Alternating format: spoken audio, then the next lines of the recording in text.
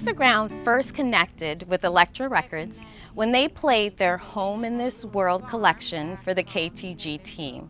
From there, the two groups partnered in reframing Woody Guthrie's message to emphasize its relevance for our current ecological crisis.